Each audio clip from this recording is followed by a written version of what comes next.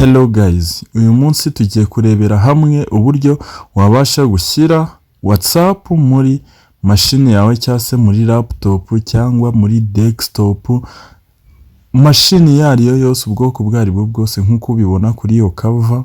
Tugiye kurebera hamwe uburyo wabasha gushyira WhatsApp mu mashini. Nta kindi uzakora rero, uzaza kuri Chrome usanzwe ukoresha. Wenda urugero ushobora kuba ukoresha browser cyangwa se ukoresha indi Chrome yariyo yose. Ngiye urabona ndi gukoresha Chrome nyine isanzwe. Ushobora kuba ukoresha indi browser itandukanye na Chrome. Uzaza noneho muri browser ukoresha wandike ijambo. Uzaza wandike WhatsApp web gutya. Ni kuvuga ngo hano ikintu tugiye gukora ni iki. Hano tugiye kuza kuri WhatsApp web, hanyuma iyo WhatsApp yacu turaba dusanzwe tuyifite muri telefone. Kano kantu mukumve neza cyane. Dusanzwe dufite WhatsApp muri telefone, dushaka noneho kuyishyira no mu mashini hano. Nta kindi uzakora noneho, uzaza ukande aho ngaho handitse WhatsApp web, hanyuma utegereze bitewe na network ufite. Ukimara gutegereza hazafunguka gutya. Noneho hagifunguka gutya, ikintu uzakora ni iki. Uzaza urebe hano hari QR code. QR code ni kino kintu cy'umukara, kirimo ka WhatsApp mo hagati. Sinzi niba muri kukibona. Hano urabona bari no kukubwira ngo open WhatsApp on your phone, tap menu. Hari nyine baba bari kugusobanurira uburyo urabikoramo nyine. Noneho uzaza ufungure WhatsApp yawe muri telefone, hanyuma nurangiza uze hano kuri utu tudomo dutatu turi mu nguni. Muturebe neza hano. Ahangaha uzaza uhakande. Ukihakanda hazafunguka gutyo, noneho uze urebe hano handitse settings.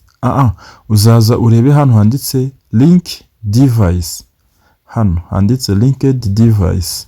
Ahangaha niho uzaza ukande, bitewe nuko namenyereye gukorera ibintu byinshi muri setting, nari mbayobije ni muri setting.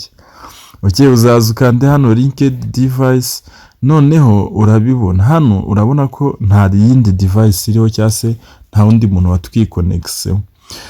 Nubona hariho ikindi kintu uzamenye ko bakwikonexeho, nusanga hameze gutya nta muntu uzaba warakwikonexiseho. Nanone uzongera ukande hariya link device, hano uzashyiramo password. Niba telefone yawe isanzwe ibamo password uzayishyiramo, niba ari igikumwe uzayishyiramo, niba ari imibare uzayishyiramo, niba ari patina uzashyiramo nyine password usanzwe ugera. Noneho hano barakubwira ngo scanner QR code. Hano nyine bari guhita bakwereka ko urafata uremeza no buto hanyuma ugasikana ira code irimo hara mu mashini. Ndakeka uri kubibona. Hano ikintu kigiye guhita gifunguka ni kamera. Urabona ko duskanye iriya mashini yacu. Urabona turi kuyiskana. Ukiyiskana guys, gusa mujye mwitonda zino QR code ntimukazajye mupfa kuzereka abantu, bitewe nuko ushobora kuyereka umuntu ugasanga araguhakinze cyangwa se akagusikana, ugasanga ibintu byose ugiye uganira kuri WhatsApp ugasanga agiye abibona. Iyo video nayo ndakeka narayibakoreye y'uburyo wabasha kugira y'uburyo wabasha guhuza WhatsApp yawe n'iyundi muntu. Narayibakoreye, abayibonye barayibonye. Hasi video irahari. Nibinshoboke ndaza no kubashyira link muri comment muze kuyireba. Noneho hano ukiskana, wenda ushobora kuyiskana ugasanga network ziranze ziki cyanga. Rero hari ku mashini uhita ukora logout, nanone uhita ukanda hariya kuri logout. Ahangaha hano urahakanda kuriya, nanone bakongera bakaguha QR code, nanone ukayiskana. Ko hari igihe ubikora ufite nka connection nkeya ugasanga biranze. Guys, mbibutsa gukanda subscribe na like kugira ngo nyine tujye dukomeza tubane mu bindi bintu bigiye bitandukanye by'ubwenge nk'ibi ngibi.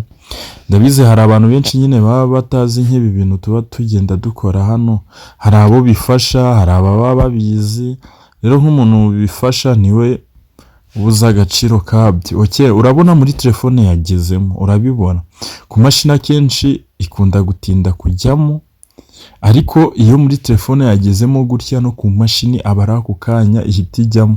Hano urabona ati ku mashini byaba bigaragaye ko network zidahari, ariko hano biba byakunze iyo yageze muri telefone utegereza hariya ku mashini akanya gato. Urabona ko no ku mashini WhatsApp igezemo, urabibona neza cyane.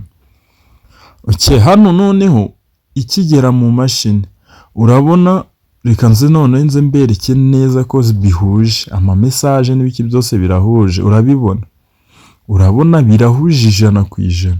Nyine iriya WhatsApp yacu hano tuyishyize mu mashini, gusa hano twayishyizemo duce kuki kuri Chrome.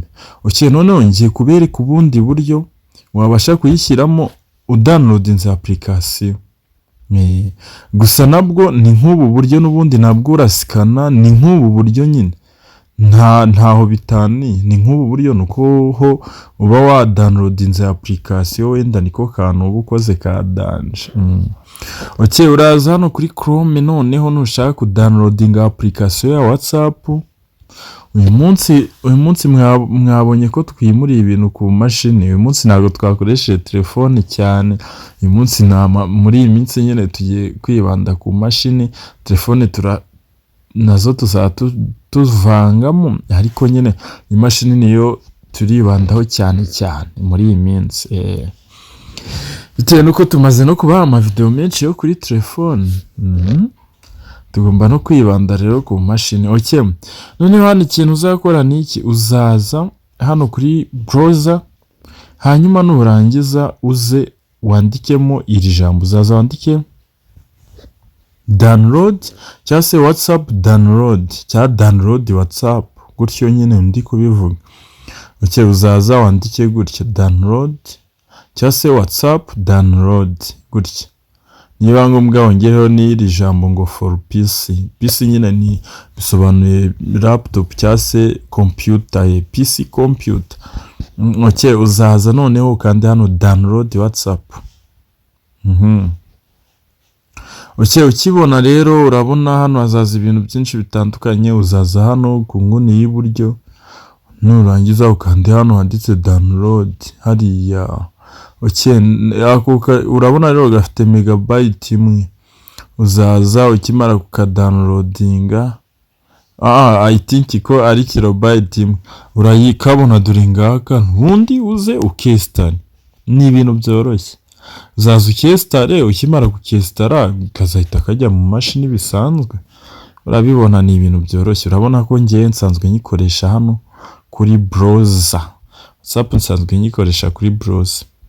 Ngiye ntabwo nyigiramo hano, ntabwo nca kuri application, ahubwo nca kuri browser, niho mbona binyoroheye cyane. Ni naho nyine umuntu atapfa kukwinjirira mu mabanga yawe ya WhatsApp. Kuri browser nyine niho biba bimeze fresh. Ndakwibutsa rero gukanda subscribe. Nibisanzwe ni DARIYUSITECH, tuzajya dukomeza tubane mu yandi mavideo agiye atandukanye, akwigisha ibintu bigiye bitandukanye, ubumenyi, tuntu twinshi nyine. Niba ufite igitekerezo cyangwa se inyunganizi, nyandikira muri comment ubundi ndagusubiza.